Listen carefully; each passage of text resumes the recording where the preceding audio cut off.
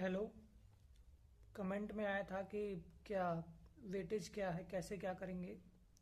मैं ये बताना चाह रहा हूँ, जो मैं काम किया था मैं वही स्ट्रेटेजी बताऊंगा।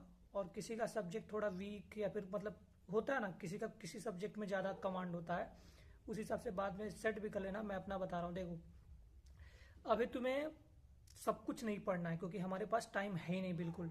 ठीक है, अभी हम लोग को एक स्ट्रेटजी से पढ़ना है कि 60 to 65% हम सिलेबस पढ़ें, जो हमारा आए कितना 70 to 75% हमारे एग्जाम में उस सिलेबस से क्वेश्चंस आए।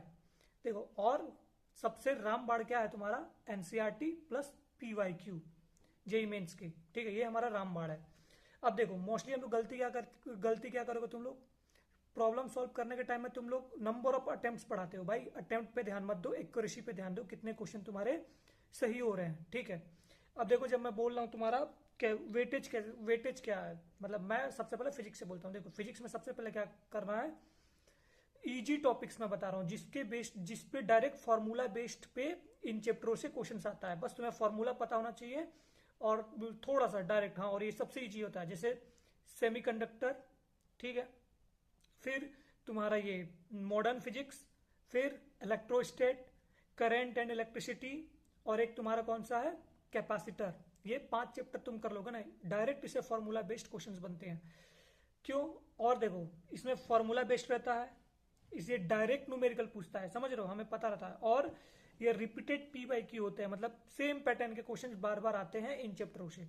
ठीक है, अब उसके बाद हम लोग मीडियम प्रायोरिटी पे आते हैं। मीडियम में जब ये 5 कर लोगे उसके बाद क्या करोगे, मैग्नेटिक इफेक्ट ऑफ करंट। मैं इसलिए बोल रहा हूँ क्योंकि ये भी थोड़ा करंट इलेक्ट्रिसिटी की तरह है।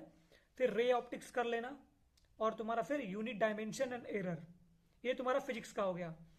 तुम्हें अटेम्प्ट कितने क्वेश्चंस करने हैं फाइनल एग्जाम में, 10 से 12 क्वेश्चंस अटेम्प्ट करने हैं, 40 से 48 नंबर का। ओवर अटेम्प्ट करने की गलती हमें नहीं करना है। ठीक है, अब हम लोग केमिस्ट्री की बात करेंगे। मेरा केमिस्ट्री इनऑर्गेनिक काफी अच्छा था, मैंने इनऑर्गेनिक पढ़ा था। तो इनऑर्गेनिक में तुम्हारा क्या है, मेरे को तो भाई सब केमिस्ट्री में सबसे रिलायबल लगता है इनऑर्गेनिक लगता है। जैसे इनऑर्गेनिक में तुम पीरियोडिक टेबल पढ़ डालो, केमिकल बॉन्डिंग पढ़ डालो, फिर तुम्हारा ये कोऑर्डिनेट कंपाउंड, पी ब्लॉक। ये ऐसे चैप्टर्स हैं जिनका डायरेक्ट उनके NCERT line to line questions बनता है, समझ रहे हो। ये ऐसे चैप्टर हैं जिनसे लाइन टू लाइन क्वेश्चंस बनते हैं। अब मैं आता हूं तुम्हारा किसमें, फिजिकल केमिस्ट्री में।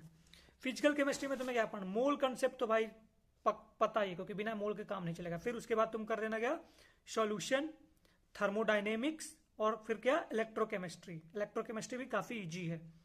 अब हम लोग आते हैं, ये